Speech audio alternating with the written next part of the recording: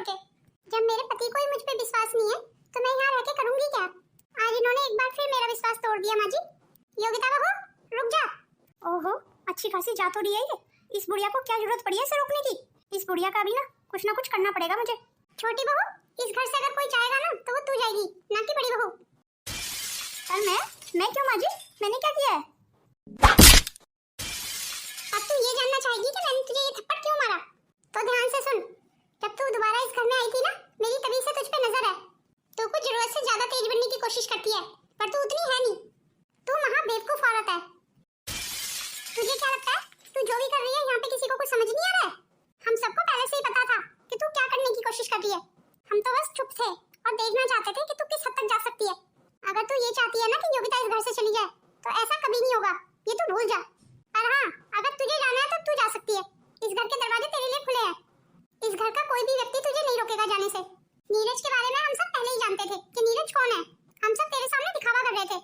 ये भी हमारी चाल का ही हिस्सा था। जैसे तू चालें खेलती है, मेरी योगिता जिससे भी मिलती है ना, वो सब मुझे पहले से ही बता देती है। माँ बिल्कुल ठीक कह रही हैं। योगिता ने नीरज के बारे में मुझे भी पहले ही सब कुछ बता दिया था। तो क्या आप सब लोग नीरज को ना जानने का मेरे सामने ढोंग कर रहे थे? भैया ने बिल्कुल ठीक कहा। ये सब मैंने ही बोला था भैया को करने के लिए। क्या कहा? तुम भी इन सब के साथ मिले हुए हो? मैं तो तुम्हारी पत्नी हूँ ना, तुम मेरे साथ ऐसा कैसे कर सकते हो? अगर तुम मेरी पत्नी हो और मेरी अपनी हो तो ये सब कौन है? तुम शायद भूल रही हो कि तुम मेरी जिंदगी में अभी आई हो और ये सब बहुत पहले से है। वो मेरी जन्मदाता माँ है, वो मेरे भैया हैं। अपने बड़े भाई के साथ ही मैं खेलता कूदता बड़ा हुआ हूँ और तुम ये चाहती हो कि मैं अपने सारे परिवार को छोड़ के सिर्फ तुम्हारी बात मानूं। तो तुम ध्यान से और कान खोल के सुन लो, ऐसा कभी नहीं होगा। आज के बाद मैं भी अपने परिवार के साथ हूँ, तुम बिल्कुल अकेली हो।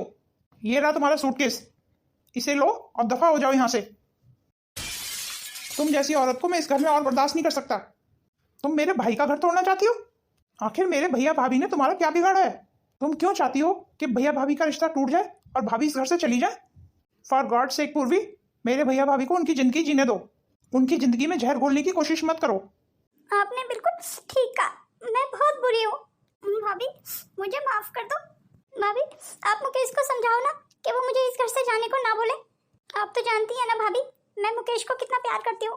हम ये कभी नहीं चाहेंगे पूर्वी कि तुम्हारा और देवर जी का रिश्ता खराब हो। तुम बार बार अपने ही किए में फंसती रहती हो, फिर भी तुम सुधरने का नाम नहीं लेती हो। मुझे तो ये समझ नहीं आ रहा है पूर्वी, तुम्हें ये सब करके क्या मिलेगा? इस घर में सब शांति से रहना चाहते हैं, तो सबको शांति से जीने दो पूर्वी। तुम खुद भी शांति से रहो और हमें भी शांति से रहने दो। सच पूछो ना तो मुझे ये रोज के लड़ाई झगड़े बिल्कुल पसंद नहीं है। जी भाभी, मैं बिल्कुल समझ गई। आज के बाद मेरी तरफ से आपको कोई शिकायत का मौका नहीं मिलेगा भाभी। अगर तुम्हें सचमुच अपनी गलती का पश्चाताप है ना, तो तुम माँ जी से माफी मांगो और वही माफ करेंगी तुम्हें। इस घर की बड़ी माँ जी है, तो वही सारे फैसले लेती हैं। इसलिए इस घर में किसी को रखने वाली या इस घर से किसी को निकालने वाली भला मैं कौन होती हूँ? मुझे माफ कर दो माँ जी, मैं अपने आप को पूरी तरह बदल लूंगी माँ जी। आपको आगे से कोई भी शिकायत का मौका नहीं मिलेगा मेरी तरफ से। ये सब चले गए बिना कुछ बोले। आज जो तुम लोगों ने मेरा इस घर में अपमान किया है ना, वो मैं कभी नहीं भूलूंगी। इस घर में मेरा भी बराबर का हक है। इस घर को छोड़ के मैं कभी नहीं जाऊंगी। अगर इस घर को कोई छोड़ के जाएगा ना तो वो तुम सब लोग जाओगे, मैं नहीं। तुम लोग अभी पूर्वी को अच्छे तरीके से जानते नहीं हो। पूर्वी अपना मतलब निकलवाने के लिए किसी भी हद तक जा सकती है।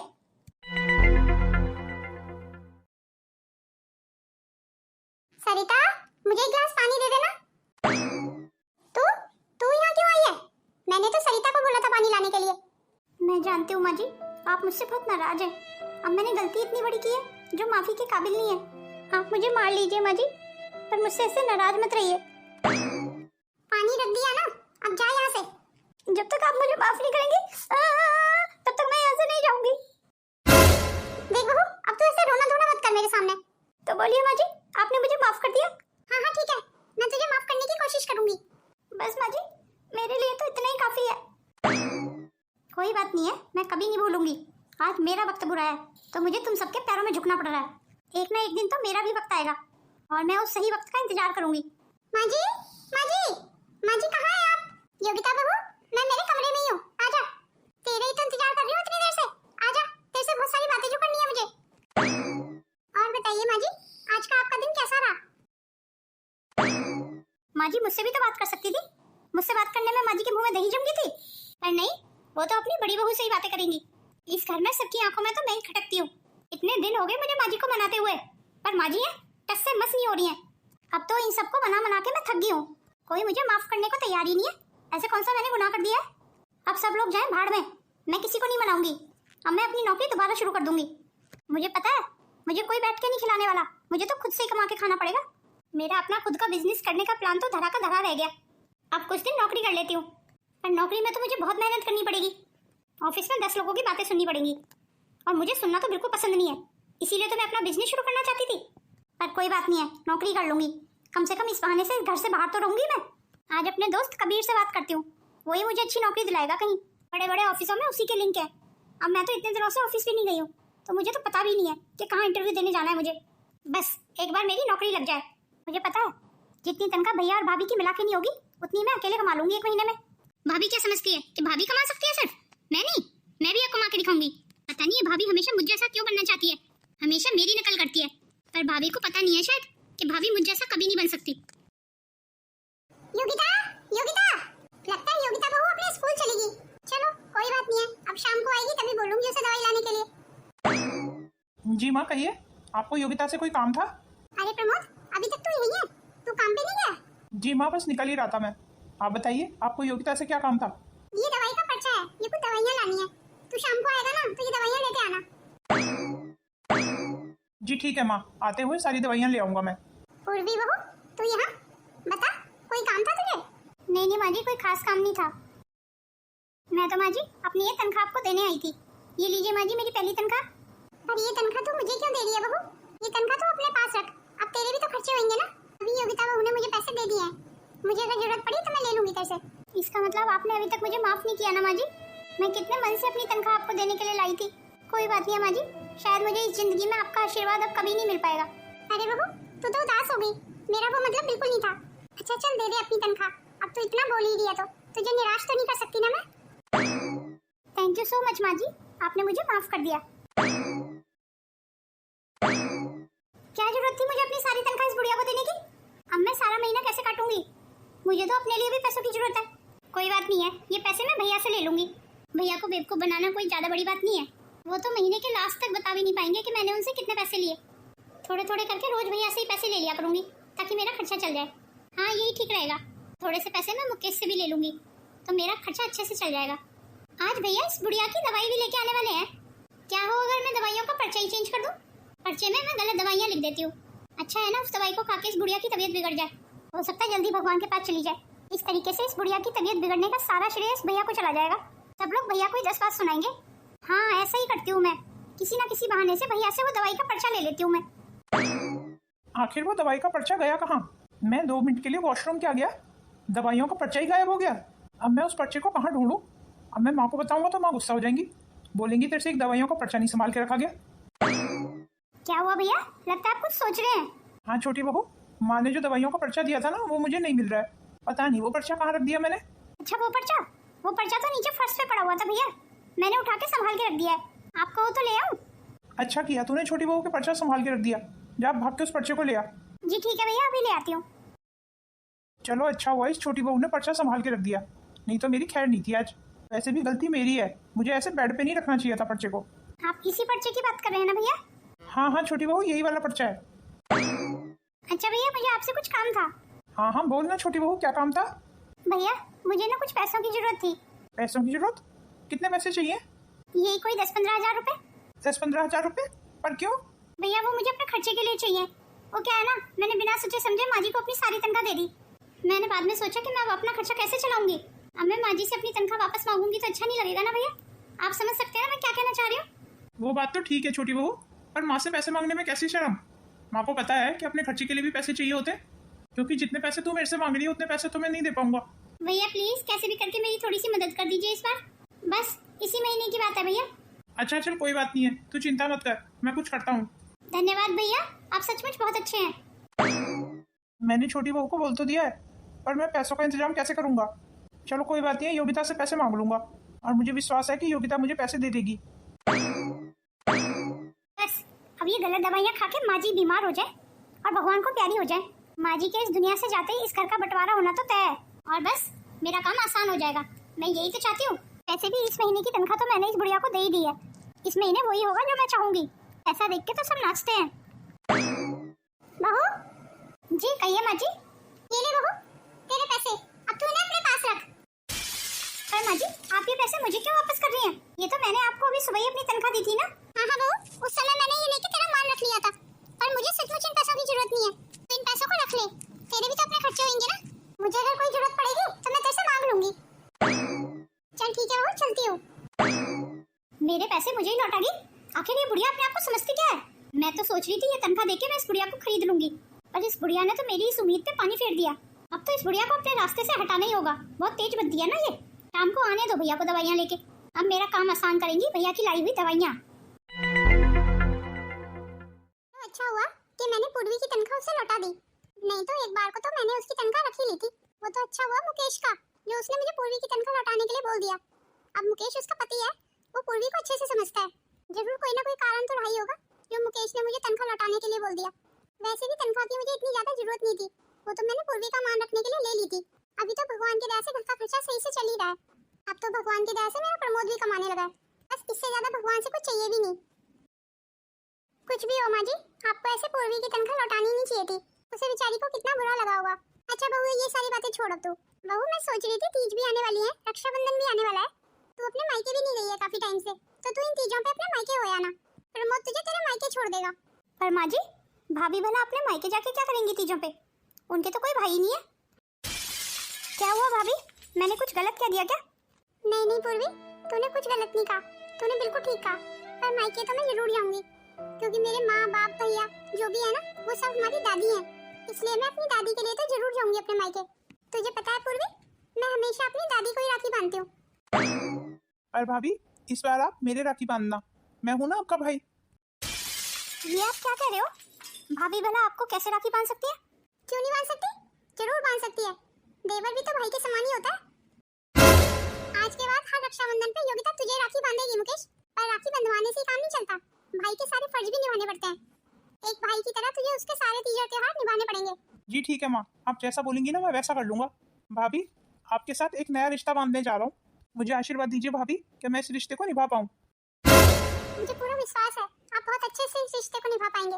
देवर जी, भाई होना काफी नहीं होता, उसके साथ काफी फर्ज भी निभाने पड़ते हैं। जी भाभी, मैं अपने सारे फर्ज निभाने की कोशिश करूंगा। बस आप मुझ पे विश्वास बनाए रखिए। ये लो पूर्वी, मेरे भाई से मिलो। अब तुम ये नहीं कह सकती हो कि मेरे भाई नहीं है। आज के बाद मेरा भी भाई है। अरे हाँ भाभी, वो तो मैं देख ही रही हूँ।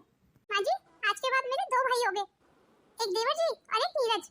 नीरज को भी तो मैं राखी बांधती हूँ। अच्छा माँ जी, मैं ये पूछ रही थी, भैया नहीं आए अभी तक? हाँ, पता नहीं क्यों नहीं आया प्रमोद अभी तक। अब तो काफी लेट हो रहा है। अब तुझे क्या काम था प्रमोद से? नहीं नहीं माँ जी, मुझे कोई काम नहीं था। वो तो भैया आपकी दवाई लेने गए थे ना, इसीलिए पूछ रही थी मैं। ठीक है माँ जी, फिर चलती हूँ। आ गए आप? आज काफी लेट हो गए। चलो ठीक है, आपके लिए खाना ले आती हूँ। नहीं नहीं, रहने दो खाना, मुझे भूख नहीं है। आप कुछ परेशान से लग रहे हैं, क्या बात है? और वो माँ जी की दवाइयाँ ले आए आप? उन दवाइयों की वजह से ही तो लेट हो गया। पर दवाइयों की वजह से कैसे लेट हो गए? मैं हमेशा से एक जैसी दवाइयाँ लाता हूँ माँ की, पर इस बार की दवाइयाँ कुछ अलग से लिखी हुई थी। मैंने तो केमिस्ट वाले से भी पूछा कि भैया ये दवाइयाँ मुझे कुछ अलग सी लग रही हैं। उसने मुझसे कहा जो दवाइयाँ पर्चे में लिखी हुई हैं वही दे रहा हूँ मैं। तो यहाँ पे बेचारे केमिस्ट वाले की भी कोई गलती नहीं थी, वो तो वही दे रहा था जो पर्चे पे लिखी हुई थी। फिर मैं अपना संदेह दूर करने के लिए डॉक्टर के पास ही चला गया, पर डॉक्टर ने साफ मना कर दिया। वो कह रहे थे उन्होंने तो वो दवाइयाँ लिखी नहीं कभी, और जो दवाइयाँ उस पर्चे में लिखी हुई थी अगर माँ उनको खा लेती तो माँ तो मर जाती। अब मैं यही सोच रहा हूँ कि भला ऐसे कैसे हो सकता है। हाँ, काफी चिंता का विषय है, बात सोचने वाली है। चलो आप परेशान मत हो, अब तो सब ठीक हो गया ना? हाँ ठीक तो हो गया सब, पर आगे अगर ऐसा कुछ हो गया तो? आपको किसी पे शक है? हाँ, मुझे पूर्वी पे थोड़ा सा शक है, क्योंकि आज सुबह कुछ अजीब सा हुआ था। ये आपका भ्रम भी तो हो सकता है। भगवान करे मेरा भ्रम ही हो। कहीं इनका शक सही तो नहीं है? कहीं सबके पीछे पूर्वी तो नहीं? क्योंकि वो भी अभी पूछ रही थी माँ की दवाइयों के बारे में। पहले तो माँ की दवाई गोलियों में उसने कभी इतना इंटरेस्ट नहीं लिया, फिर वो आज स्पेशली माँ की दवाई के लिए क्यों पूछ रही थी? तो क्या पूर्वी बाजी से इतनी नफरत करती है? अगर पूर्वी ने सचमुच दवाइयों का पर्चा बदला है ना, तो असली पर्चा पूर्वी के कमरे में ही मिलना चाहिए मुझे। जैसे भी समय मिलेगा मैं पूर्वी के कमरे में तलाशी लूंगी। अगर पर्चा बदला गया है ना, तो वो पर्चा मुझे इसी घर में मिलेगा। मुझे ये काम बड़ी सफाई से करना होगा, कि बिना सोचे समझे मैं किसी पे इतना बड़ा इल्जाम नहीं लगा सकती। जल्दी चलती हूँ, कबीर ने आज मुझे मिलने के लिए बुलाया है। पूर्वी, इतनी जल्दी में तुम कहाँ जा रही हो? भाभी, मैंने आपको अपने दोस्त कबीर के बारे में बताया था ना, मैं उसी से मिलने जा रही हूँ। पर पूर्वी, मुझे वो तुम्हारा दोस्त कुछ सही नहीं लगा था। आपको भला कबीर क्यों अच्छा लगने लगा? आपको तो नीरज जैसे चोर उचक के दोस्त ही अच्छे लगेंगे ना? नहीं, ऐसी कोई बात नहीं है। पता नहीं कबीर ने आपका क्या बिगाड़ा है। खैर, अब तुम मिलने जा ही रही हो तो अपना ध्यान रखना। आपको मुझे समझाने की जरूरत नहीं है भाभी, मैं काफी समझदार हूँ। आपको तो अंदाजा भी नहीं है भाभी इस बात का कि कबीर कितना पैसे वाला है। एक अच्छा दोस्त और एक पैसे वाले होने में काफी फर्क होता है पूर्वी। जरूरी तो नहीं है ना जो पैसे वाला हो वो अच्छा भी हो। धन्यवाद भाभी आपका समझाने के लिए। चलो, ये पूर्वी तो चलेगी। मेरे पास अच्छा मौका है इसका कमरा चेक करने का। अगर पूर्वी ने दवाई की पर्ची चेंज की है माजी की, तो वो दवाई की पर्ची इसके कमरे में ही मिलेगी। ये क्या? दवाई की असली पर्ची तो पूर्वी के कमरे में मिली। इसका मतलब ये सब पूर्वी ने किया था। गाड़ी तो तुमने काफी महंगी ले रखी है। काश मेरे पास भी इतने पैसे होते, मैं भी इतनी महंगी गाड़ी ले पाती। इस गाड़ी को भी अपनी समझो ना। अगर तुम चाहो तो ये गाड़ी तुम्हारी हो सकती है। क्या सचमुच? पर वो कैसे? अरे तुम मुकेश को छोड़ क्यों नहीं देती हो? मेरे पास आ जाओ हमेशा हमेशा के लिए। ये तुम क्या कह रहे हो? मैं बिल्कुल ठीक कह रहा हूँ। अरे आखिर क्या दिया उस मुकेश ने तुम्हें? क्या रखा है उसमें? तुम जैसी खूबसूरत लड़की को तो मेरे पास होना चाहिए। हीरे की कदर तो एक जौहरी कर सकता है, पर तुम हो कि तुम्हें मेरी बात समझ ही नहीं आ रही है। तुम एक बार मेरे पास आओ तो सही, मैं तुम्हें दुनिया के सारे ऐशो आराम दे दूंगा। जितना पैसा तुम्हें चाहिए ना उससे ज्यादा दूंगा तुम्हें। ये कबीर आज मेरे साथ ऐसी बातें क्यों कर रहा है? वैसे कबीर, तुम ये गाड़ी शहर से बाहर कहाँ ले जा रहे हो? जहाँ हम अक्सर बैठ के कॉफी पिया करते थे वो जगह तो पीछे निकल गई। मैं तुम्हें एक अच्छी जगह ही ले जा रहा हूँ। तुम चिंता क्यों कर रही हो? तुम्हारे आज सारे सपने पूरे हो जाएंगे। तुम्हें मुझ पर विश्वास तो है ना? बात विश्वास की नहीं है, पर तुम मुझे बता नहीं रहे हो कि तुम गाड़ी कहाँ लिए जा रहे हो। समय आने पे ये भी पता चल जाएगा। क्यों फिक्र कर रही है? तेरी सारी पैसे की भूख खत्म कर दूंगा आज मैं। तुझे बहुत पैसे की भूख है ना? ये तुम मुझसे किस तरीके से बात कर रहे हो? अभी के अभी गाड़ी रोको, मुझे कहीं नहीं जाना तुम्हारे साथ। गाड़ी तो आज अपनी मंजिल पे जाके ही रुकेगी। ऐसे कैसे गाड़ी रोक दूं? तुझे बेच के तो आज मैं अच्छे खासे पैसे कमाऊंगा। ये तुम क्या बकवास कर रहे हो? अभी के अभी गाड़ी रोको, नहीं तो मैं शोर मचाऊंगी। बचाओ बचाओ, मैं भी गाड़ी से कूद रही हूँ। तू चाह के भी गाड़ी से कूद नहीं सकती, क्योंकि मैंने गाड़ी के दरवाजे लॉक किए हुए हैं। अब तू चाहे जितना मर्जी शोर मचा ले, कोई तेरी मदद के लिए नहीं आने वाला आज। कबीर, मैं तुम्हारे हाथ जोड़ती हूँ, भगवान के लिए मुझे छोड़ दो। अरे ऐसे कैसे छोड़ दूं तुझे? तू तो मेरी सोने की अंडा देने वाली मुर्गी है। तुझे बेच के तो आज मैं लाखों रुपए कमाऊंगा। बचाओ बचाओ, कोई तो मुझे बचाओ। चुप कर, बिल्कुल ज्यादा शोर मचाया ना तो चलती गाड़ी से धक्का मार दूंगा तुझे। जब से आई है तब से मेरे कान खागी। मेरे सिर में दर्द कर दिया इस औरत ने। हे भगवान, अब मैं क्या करूं? मैं भाभी को चुपचाप से मैसेज डाल देती हूँ और अपनी करंट लोकेशन भी डाल देती हूँ। शायद भाभी मेरी कुछ मदद कर पाए।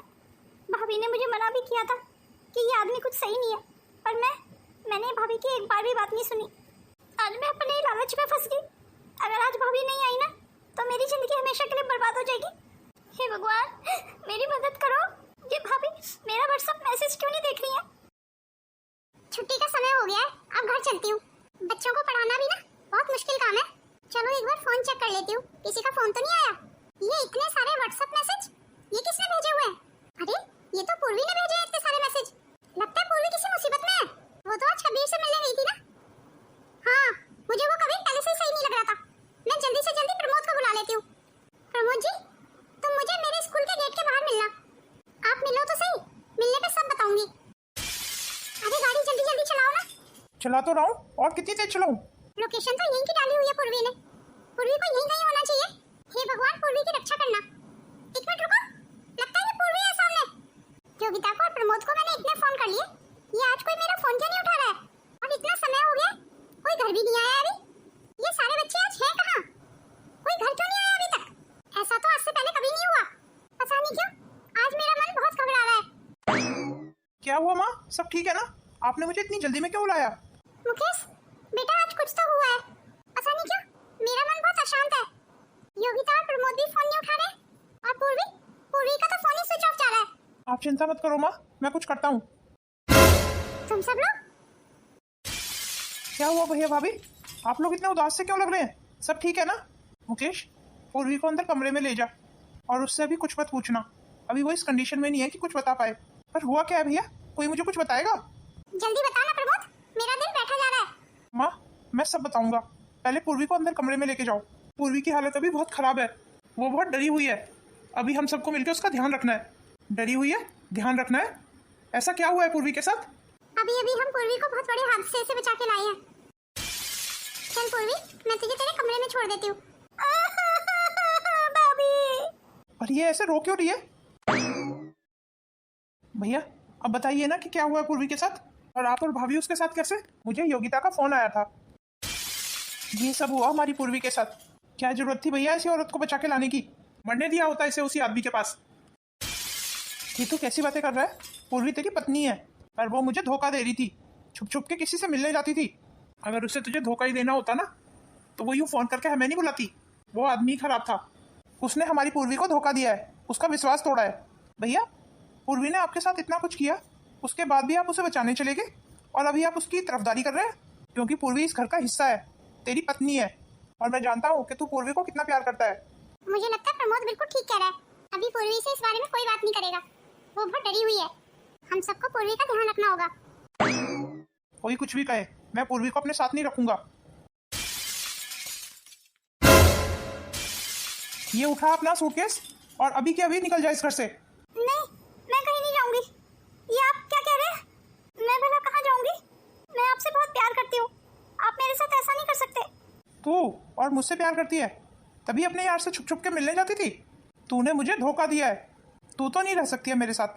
नहीं नहीं, मेरा यकीन मानो, मैंने तुम्हें कोई धोखा नहीं दिया। पूर्वी एकदम ठीक कह रही है भैया, आप एक बार पूर्वी की बात तो सुनिए। आप चुप हो जाइए भाभी, आज मैं किसी की नहीं सुनूंगा। माँ जी, अब आप ही इन्हें समझा सकती हैं। इन्हें समझाइए ना माँ जी, ये मेरे साथ ऐसा ना करें।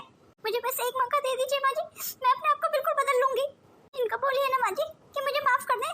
भाभी अब आप ही समझाइए ना इनको। मैंने कह दिया तो कह दिया, आज मैं किसी के समझाने से नहीं समझूंगा। तू अभी के अभी निकल यहाँ से, तू यहाँ से जा सकती है।